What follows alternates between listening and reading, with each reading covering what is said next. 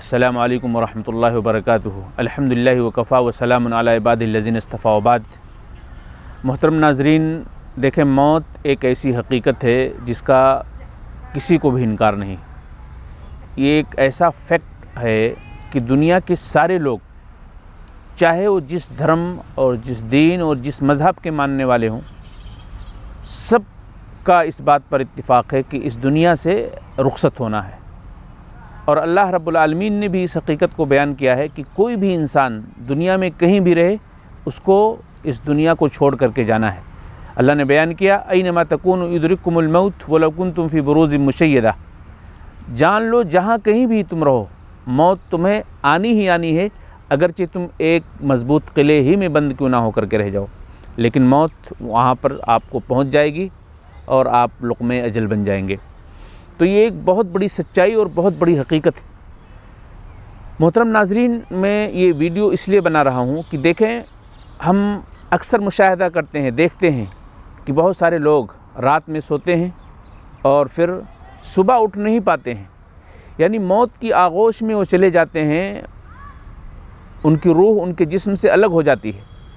تو کیوں نہ ہم اسلام کے اس تعلیم پر عمل کریں جس کے اندر کہا گیا ہے کہ اگر کوئی شخص رات میں فلاں دعا پڑھ لے، جو دعا ابھی میں بتانے والا ہوں، اور اگر اس دعا کو پڑھنے کے بعد رات میں سو جاتا ہے اور صبح اگر اس کی وفات ہوتی ہے تو اسلام پر اس کی وفات ہوگی، فطرت اسلام پر ہوگی۔ اور جس شخص کی وفات، جس شخص کی موت فطرت اسلام پر ہو گئی، ظاہر بات ہے وہ انشاءاللہ جنت کا حقدار ہوگا۔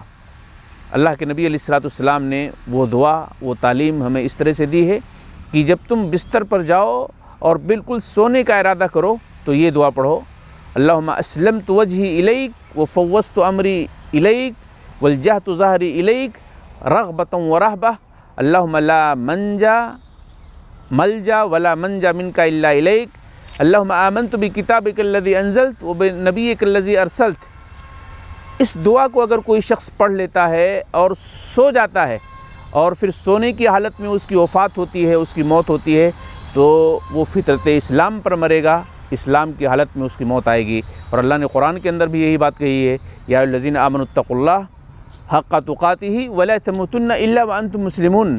اے ایمان والو، اللہ سے ڈرو جیسا کہ ڈرنے کا حق ہے، اور اسلام کی حالت میں، ایمان کی حالت میں مسلمان ہو کر کے مرو۔